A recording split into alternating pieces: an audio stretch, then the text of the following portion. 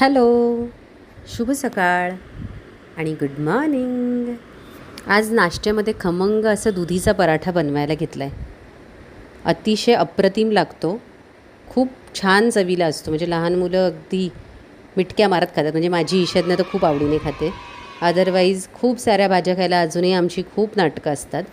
So मग मी हे असे काहीतरी पदार्थ करत राहते जेणेकरून की भाज्या तिच्या पोटामध्ये जाव्यात. मला ना व्हिडिओ काढायला अजिबात असा प्रॉपर नाही वेळ मिळाला की मी आता काय नरेंद्र टाकते मोदी नंतर काय टाकते, कारण का सकाळच्या वेळी इतकी गडबड असते आणि सध्या मम्माला काही जास्त नाही हेल्प करतायत. म्हणजे किचनमध्ये तर मी तिला नाहीच अजिबात येऊ देत. बट मग त्यामुळे मलाच सगळं फटफट आवरताना वेळ नाही मिळाला. सो जर का तुम्हाला याची डिटेल रेसिपी हवी असेल ना तर मी नेक्स्ट टाईम जेव्हा बनवीन तेव्हा तुम्हाला प्रॉपर त्याच्यामध्ये काय काय इन्ग्रेडियंट्स यूज केलेत ते नक्की सांगेन.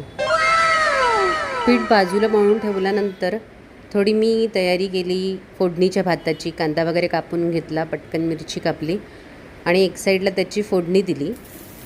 आणि फोडणीची तयारी झाल्यानंतर एक साईडला पराठा लाटून ठेवलेला तो भाजायला ठेवला आणि त्याला छान तूप सोडायचं बाजूने. इतका खमंग भाजला जातो आणि इतका अप्रतिम टेस्टला लागतो आहे. आय नो मी पुन्हा तेच सांगते तुम्हाला, बट इट्स ॲक्च्युली यम.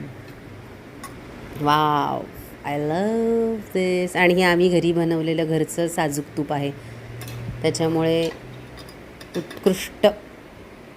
मग हे सगळं साईड बाय साईड चालू असताना ईशान्याचा अभ्यासही घेत होती, कारण आमची आता परीक्षा एका आठवड्यावरती येऊन ठेपली आहे.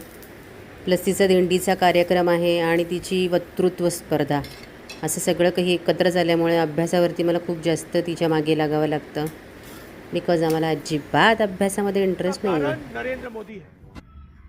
माझा खूप ऑनेस्ट रिव्ह्यू देते आहे मी.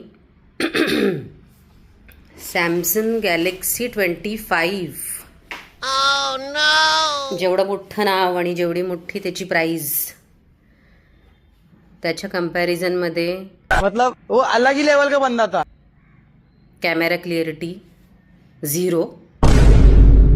फ्रंट कॅमेराने काढलेले जे व्हिडिओज आहेत ते आत्ता जे ॲक्च्युली मी शूट करताना दिसायला हवेत तसेच एक्झॅक्टली आयफोनमध्ये दिसतात. जे आपण शूट करतो तेच, बट ह्याच्यामध्ये ते टर्न होऊन दिसतात आपल्याला. म्हणजे आपला जो अँगल आहे तो दुसरा अँगलमध्ये दिसतो. त्याच्यामुळे पूर्ण जे आपण म्हणजे जे कॉन्फिडन्सने व्हिडिओ काढतो आणि दिसताना जे व्हिडिओ दिसतात ते टोटल अपोजिट. अरे बापरे. फ्रंट कॅमेरा बॅक कॅमेरा दोन्हीही बकवास. आता बॅक कॅमेराने जेव्हा मी व्हिडिओज काढते दॅट टाईम त्याची ॲटलिस्ट थोडी तरी क्लिअरिटी आहे, बट जेव्हा मी माझे व्हिडिओज काढते आहे सो त्याची बकवास क्लिअरिटी आहे, एकदम थर्ड क्लास.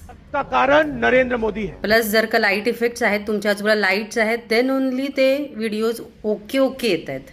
बट अदरवाईज जर का लाईट नाही आहे तर इतकं पिक्सेल्स दिसत आहेत त्याच्यामध्ये. सो 50 मेगापिक्सेल हे it's a shame, it's a थू, आय कॅन से सिरियसली. आता मला कळालं आहे की आयफोनची जरी मेगापिक्सेल क्लिअरिटी म्हणजे नावाप्रमाणे कमी असली, क्लिअरिटी नाही, आयफोनची नावाप्रमाणे जरी मेगापिक्सेल्स ते लोक कमी देतात, पण त्यांची टेक्नॉलॉजी इतकी जास्त आहे, त्यांची टेक्नॉलॉजीने इतकं इम्प्रूव्हमेंट केलं आहे, or I think it's already there. So त्याच्यामुळे त्याच्यात फ्रंट 8 मेगापिक्सेलला मला इतका सुंदर व्हिडिओ येत होता आणि मी म्हणत होती unfiltered and have blah blah. But आता आय एम सॉरी गाईज, हे जे फ्रंट कॅमेरा आहे तो इतका थर्ड क्लास आहे की मला त्याच्यासाठी फिल्टर थोडासा लावायला लागला. अदरवाईज म्हणजे माझा जो रिअल चेहरा आहे त्याच्यापेक्षा मी घाणेरडी दिसते आहे व्हिडिओजमध्ये. मी खूप पछतावली हा फोन घेऊन, कारण का मला खरंच व्हिडिओज काढण्यासाठी आणि चॅनल चालू करायचं होतं, म्हणून मेमरी इश्यू नको व्हायला म्हणून मी घेतला. ठीक आहे, आयफोनमध्ये मला मेमरी इश्यू खूप झाला, बट खरंच मी खूपच पछतावली आहे. There is no other phone better than iPhone. खरंच नाही, seriously no comparison with anyone. खरंच आता ठीक आहे, घेतलं आता काय करणार, जे आपलं घेतलं आहे आपण त्याला वापरायचं. माझं तर म्हणजे सिरियसली मला आत्ता कळतं की मला 3-4 दिवस वाटतच नव्हतं की मी तो फोन घेतला आहे नवीन का काय ना. त्याचा आवाज येत, ना कसले नोटिफिकेशन्स दिसत ना काय काय. खूप याच्यामध्ये काही रिस्ट्रिक्शन्स इतके आहेत. अरे युजर फ्रेंडली फोन आहे का, तुम्ही तुमच्यासाठी फोन तयार केलेला आहेत. So I literally didn't understand की ते जे काही रिस्ट्रिक्शन्स असेल त्याच्यामागे काय कारणं आहेत. जसे की फॉर एक्झाम्पल मी व्हॉट्सॲपमध्ये नोटिफिकेशन्स मला अनेबल करायची होती. पॉपअप दिसायला पाहिजे. चलावणे म्हटल्यानंतर जर का कोणाचे मेसेजेस येतात तर मला ते दिसायलाच हवेत ना पॉपअपवरती. तर मी बघितलं त्यांच्या सेटिंग्जमध्ये ते सेटिंग्जच नाही आहेत. अनेबल सेटिंग्ज ह्या अँड्रॉईडसाठी ही सेटिंग नाही आहे. अरे what the help. Gadgets and all याच्यामध्ये काहीही इंटरेस्ट नसल्यामुळे मी काही जेवढ्याच तेवढा वापरते फोन. त्याच्यामुळे खूप साऱ्या खामिया असतील. जसं जसं कळत जाईल तसं मी तुम्हाला त्याच्याबद्दल ऑब्व्हियसली सांगत जाईन. But seriously no comparison with anyone. IPhone is the best. आणि they are recording me. Green light लागला आहे. सो असं म्हणतात ना की ग्रीन लाईट आहे म्हणजे ते लोक रेकॉर्ड करत आहेत. सो मला असं वाटतं की जर का माझा ऑनेस्ट रिव्ह्यू त्यांच्याकडे गेला आणि काहीतरी सॉफ्टवेअर अपडेशनमध्ये त्यांनी चेंजेस करून काहीतरी जर का झालं तर I don't know if that's possible or not. But guys get a life. learn something from Apple. I know it's a US company.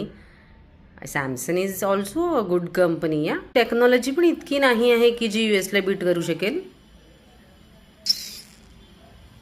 That is my honest review. बाकी ठीक आहे. मला मेन म्हणजे याच्याचसाठी घ्यायचं होतं. आता मेमरी इश्यूज नको होऊन देत. अदरवाईज तर मग कानाला खडाच की sorry not gonna buy any other phone rather than iPhone. Let's see. आत्ताशी तर 3-4च दिवस झाले आहेत. हा बॅक कॅमेरा आहे without lights. See the clarity. आणि हा with lights. Oh my God.